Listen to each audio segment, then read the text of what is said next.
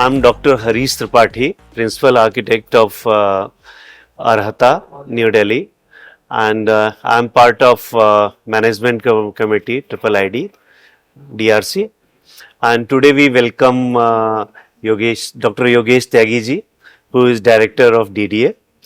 And today we'll discuss with him about his experience, and I mean, he has been almost more than 25 years with DDA now, and he has seen lot of development, and he has been involved from grassroots level to a lot of policy matters. He has been involved.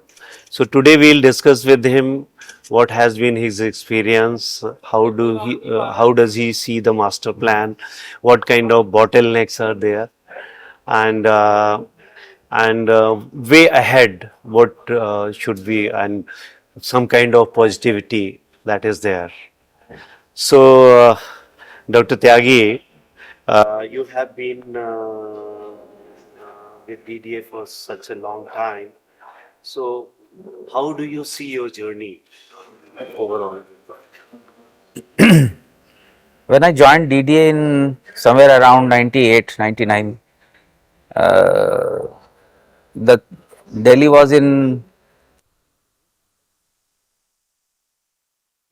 now in 20 or 25 years, there was a tremendous changes being seen over the year due to certain reasons. One is India is growing in the field of construction industry as well as in architecture also in last 25 years. And Delhi conducted the CWG Commonwealth Games also in 2010. So there was a change in the Delhi as a capital in somewhere in the 1982 when the Asiad was held in India. And second biggest event, more than that, bigger than the Asiad, happened in 2010. So whenever such kind of and event held in the national or a country level, so there always changes in the and a boom in this development part, basically in the construction industry. And as we also into the process and hearing about the bidding for 2036 of Olympic also, and so it is giving a boost to the construction industry itself in the mainly in the metropolitan cities, and being a capital as a Delhi, it is being seriously seen, and lot of developments are also happening. In 2000, somewhere in the 2000, it was in various areas like infrastructure level, it was under development, like various new roads were coming, flyovers were coming, and in the field of housing also and field of sports also, which normally the DDA looks after. Mainly it works on the housing and housing sector and the sports sector, and other commercial areas also. So I have seen a lot of changes in the construction industry, and between somewhere in 2008 a new master plan also came into picture, that was 2021. So that was also a drastic change from a previous master plan and a new master plan formation, and we are looking forward for the again a new master plan which is in the process, that is 2041. I am being a part of 2 chapters also. So I have seen basically the working of 3 master plans in Delhi. One is 2001 and 2021 completely, and upcoming a 2041. So everywhere they are being changed. Infrastructure level we are also looking up. Previously we are not into very much concerned about the infrastructure because the population was less. Now the population is increasing every year, and it is increasing in a very fast phase. So we have to look after population in Greece also, influx from the nearby NCR cities, which has been also developed to high level. So the focus on the infrastructure, and in between these 20 years you have also seen, so metro has also started since last 20 years, like 2004 was the first line, blue line was introduced, and now new new infrastructure of the similar level, that is NCRTC, that a high speed rail between the Meerut and the Delhi, and two other are also proposed for the Panipat and your Alwar. So this is basically the infrastructure level are in the force. So this is the major thing which we are seeing, the various stages of infrastructure we have seen in Delhi in last 20 years. So, on personal level, or what do you think in your entire journey? What do you think that could happen and it could not happen because of any of problems or any of policy bottlenecks? What is your opinion on this? What we have discussed about was nearly the infrastructure level. Now we'll come to the built environment and built system. Hmm. Delhi has been exhausted, almost exhausted. Hmm. So there is a very fever land bank left in the DDA, Delhi, and somewhere in the outskirts only, there are in some pieces of land in the P zone, that is near to the Narela, and might be some undeveloped land left in the M zone, which represents the Rohini area, Rohini zone. So these are the two areas where we have some pieces of land, which is also very far off or a distant from the central Delhi. So the land bank is now less.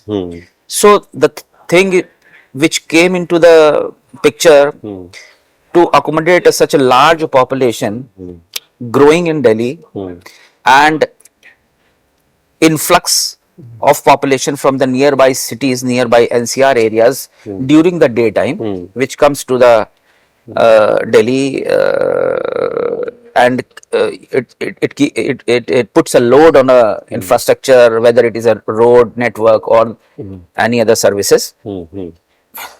So what is the solution? How to tackle this large level population? How to accommodate them, whether it is an office or a commercial or the residential or industrial, any kind of use, even institutional also. So how to cater this load? So there was a tremendous change in the two policies which came into the picture and which are actually being in use and in action. One was the redevelopment. The redevelopment was previously not being taken as a serious matter, but now after 2002 or 2010, you say, the new master plan came into 2021, although it was late of 7-8 years. But it came into 2008, and 21 is already over, so we are into the 2041. So redevelopment was one of the policies which came into the picture. Secondary was the private players' role. That was a tremendous change. Private player roles. Government doesn't want to invest much on much on this built environment, built system. So they want to take a participation. One was the cause. Another cause was to look after their expectation also. So how to, and to bring into the new technologies also, new materials, new technologies, new systems, which can actually take care of the latest buildings, which we used to see in other parts of world. So that was the main focus. So these 2-3 policies which came into the picture was the main objective, was to take care of those growing population, and second, to take care of the buildings which are to be built up with the latest technology, latest material, latest functioning system, latest services. As we have seen this, the redevelopment of Pragati Midhan itself, it was also one of the biggest project, and built so many years back. Like a new system have came up, and new system has been built. So this was the main objective of the population. Redevelopment was taken up because we don't have any new land to build a new buildings in any uses, any field, any system. any area, like it can be institutional, hospitals, schools, colleges, industrial, residential or commercial. So, and the building which were constructed since so many years back, like 70s or 60s, so they are onto the they are now in such a condition, either you maintain for a long time, which also needs investment, or you rebuild. So in that case, the new policy have been taken into the picture, and it is being modified with new additional FARs. Okay. That was the main why the FAR has been increasing, to take care of the new population, to care the growing population. And secondary, if we are demolishing a old building and building a new building, so let us take some advantage of it. Okay. First thing is that let us take some advantage of that. That was the government part. And secondary, if you are taking private player into the into as a engagement or the agreement with a private player, so he also needs some advantage out of it. So that was also one of the point ki if we keep old FAR which were slightly lesser than the new one, so how you will compensate the private player their investments also. So you also need some space, they also need some a space or something to sell it or to rent it or something. So that was the main objective of why the PPP mode, the private player role was came into the picture. And accordingly the master plan has been changed, and on that we are working forward. Acha, coming to this PPP, Yeah. generally people have very different kind of views on its success, whether it has been a success model or it has not been a success model. So, what is your opinion about this? I mean, here in Delhi also we had some examples. So, do you think they have been successful or partially successful? What is your opinion on that? First thing is I'm not experienced in the working of this concept. Uh-huh. I'm being educated also, because my the masters in building engineering management was there, so I have learned so many things about the PPP models, and I also know all models between the purely government and the purely private. So there are 7-8 models. One is lowest one is your private player, which takes care by the private player only, that is a private project. And on the top of the list, the government project, the purely handled by the government. In between, any kind of model with any kind of financial model came into the picture, or any type of model financially, and as well as the agreement based. So those all models are basically are being taken up between these two top and bottom models. So that was the thing. Secondly, there are some projects still. There is a big project which is coming up in the PPP model in Delhi with DDA. You must have heard about the OMEX multi sports arena in Dwarka. So it has been taken up. I'll give you some details about that also. And previously also we have worked on the PPP models. Commonwealth Games Village was also a PPP model, which was constructed long back, 15 years back in the Commonwealth time. And other projects are also coming up. First thing, PPP model, that is public-private partnership models, are in different sectors. It can be in housing, it can be in commercial, it can be in sports also. That the new one we are coming with the OMEX, we are doing with the OMEX is the sports model actually. So I'll explain slightly in detail. That is very interesting. So, and we have already seen a lot of public-private partnership models in the toll roads also. Every toll road is a PPP model almost. So if you see toll road models, I don't think there are rare examples all over country, all over India, where this toll road model has been failed. Nowhere. Keep Noida you see, you Gurgaon you see. So they are basically over. They have earned more than what they are being asked. So all are successful models. First thing. Second, we look into the parking models. Slightly there is a niche in the parking models. Normally the government make an agreement with the private player to build a parking model, and he gives some space to it, or the revenue basis, shared revenue basis. But in our country or our city or something, we have slightly tendency to ki, if we have a smaller time of working like 4 or 5 minutes, so we don't go to parking. We park somewhere and illegally or illegally and just do the work and go home. So that was the basically the people are not encouraged to park in those parkings. Normally it is happening, everywhere it happens. If you have a space to park in free in anywhere, you will not be parking in the developed parking area. This is the slightly. So that was the niche in the parking model. Now come to this Commonwealth Games Village model. So Commonwealth Games Village was done with the MGF, IMAR MGF, prior to the 2010-2008. So it was basically the percentage of sharing of the number of flats, because it's a residential apartment, so it was number of flats. And at that time it was a very the construction industry was in good heights. It was in the booming stage.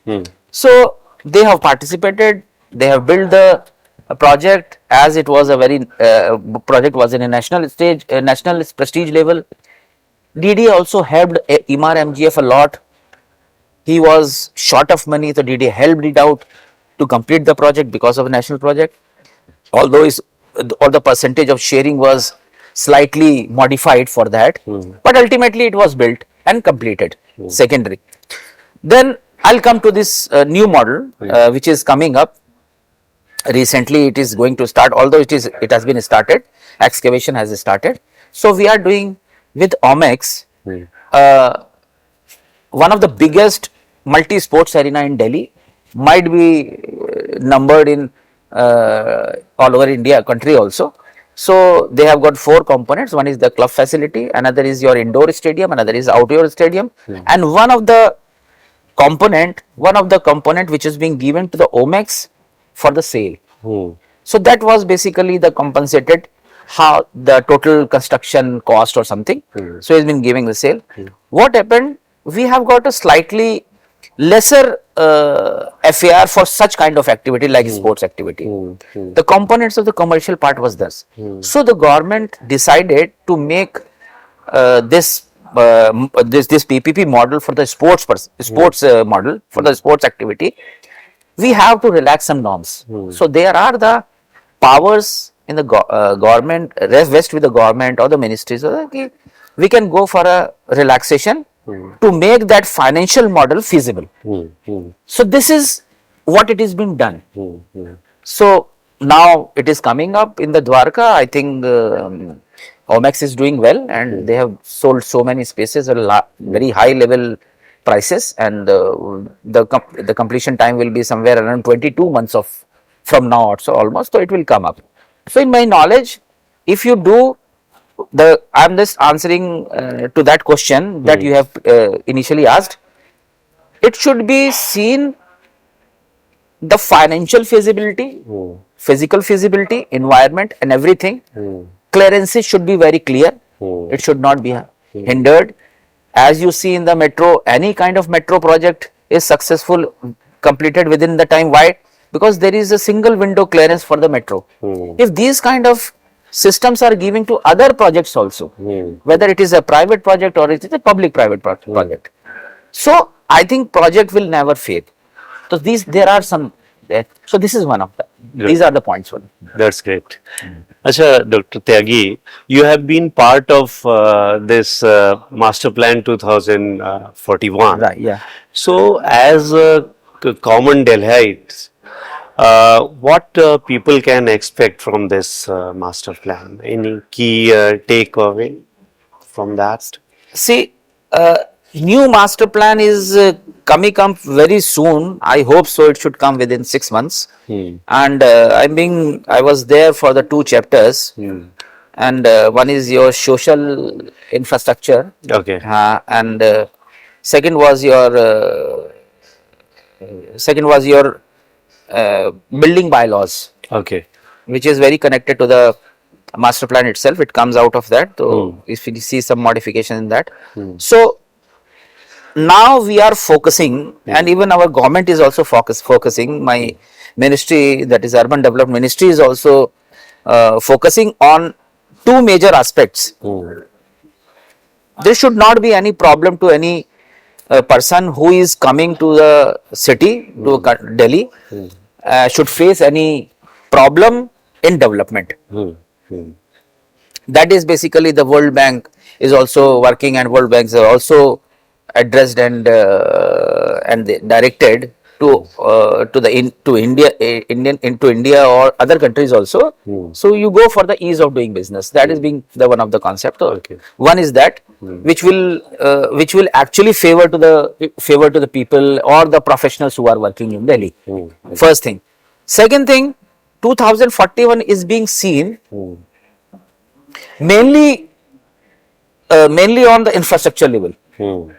Secondly, we are not focusing very much on increasing FAR. Okay. In some certain sector, it is a requirement. It is a requirement of increasing FAR, but that increasing FAR not being given to the base FAR. Okay. It is being incentivized in certain sectors. Okay. That is one of the example I can give you. Certain a person or a private player or basically your developer is encouraged to give additional FAR if he opt for green development. Okay. First thing. Secondary, our infrastructure facilities, like in Delhi, if you see, the road is one of the infrastructure, जिसको आप ring road बोलते हो, or we make it a master plan road, or we take it as a zonal plan road. Secondary. Secondary is your metro, which is being expanded in Delhi in last 10 years to a very large extent. Secondary, this is one of the infrastructure. And third, our new NCRTC high speed rail is coming between intercities, that 3 has been already proposed, and Meerut is also almost completed. So 2 will also come in future. This is another one. And there are certain nodes which we will take up as a nodal point for the population point of view. So we want to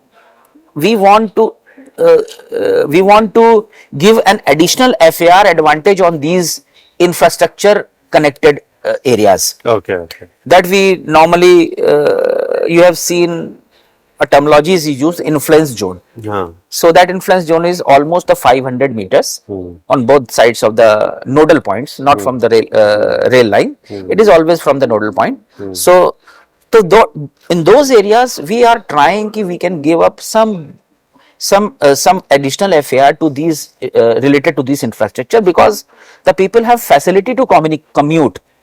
They don't come to the road, they will directly commute with the various new developed infrastructures in this facility. So there we can adopt. Okay. So these are the certain areas where we are not increasing the base FAR. We are giving incentive FARs. I got on this. I got it. This one and others also I can discuss in detail, but that's really great, Dr. Tyagi. You came and enlightened us on so many points. Thank you very much. Thank you very much.